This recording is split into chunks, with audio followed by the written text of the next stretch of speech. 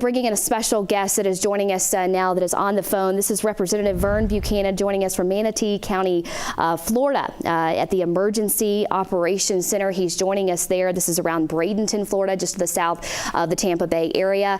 Representative Vern, thank you so much for being with us today. Well, thank you, Mary, for the opportunity. Absolutely. Tell us currently what you guys are responding to and what you're kind of expecting going forward. Well, it's historically, I think, one of the largest storms pretty much engulfs the state. It's moving up the west coast, but the impact is being felt pretty aggressively on the east coast.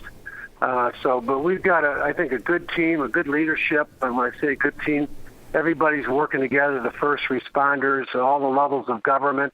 I've had a lot of calls from other colleagues from Texas and Ohio today. I've worked with one of the senators from our state last night. We're talking. So everybody's pulling together. Our goal is to keep people safe. That's the priority, number one, themselves and their family. And then we'll be in a position to rebuild, ideally quickly, and get people back in their homes. We just got aid in terms of federal government. I was able to help move it from $7 to $15 billion, and that will be coming for Texas and Florida. But I'm sure there's going to be more funds needed in the future. Absolutely. That's, I'm sure, very comforting for many Floridians to hear ahead of Hurricane Irma. Are you dealing with any response right now in terms of frequency, calls, anything of that nature? Well, there are some things with the trees being down and some concerns and some power off, but it really hasn't started as much in our region, a little bit. But within the next hour or two, we'll move up to probably 60 mile an hour, 65 mile an hour winds. It'll get worse as the hours go by. So really the next 24 hours is going to be brutal.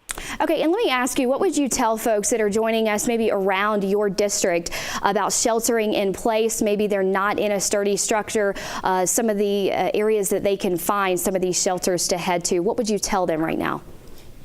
Well, I've been to shelters the last couple of days. I think if you're not in a shelter now, unless you leave right now to go to a shelter, but I really say you got to hunker down where you're at and making sure you're doing everything at your facility. Keep yourself and your family safe, because we're going to be moving quickly into 60 mile an hour winds in this region, and it's only going to get worse. So I wouldn't be on the road. In fact, I think they're shutting down most of the roads at 3 o'clock today. So I think the bottom line is they need to do everything they can to be safe for the next 24 hours, and we'll get through this and get people back in their homes and back to work as quick as we can. Absolutely. That's very nice to hear. Thank you so much for joining us, Representative Vern Buchanan there on the phone from Manatee County, Florida, there at the Emergency Operations Center, just letting many Floridians know, especially in that area, shelter in place, shelter now. The federal government expected to respond appropriately with the necessary funds to make sure everyone is taken care of during the storm and also after the storm.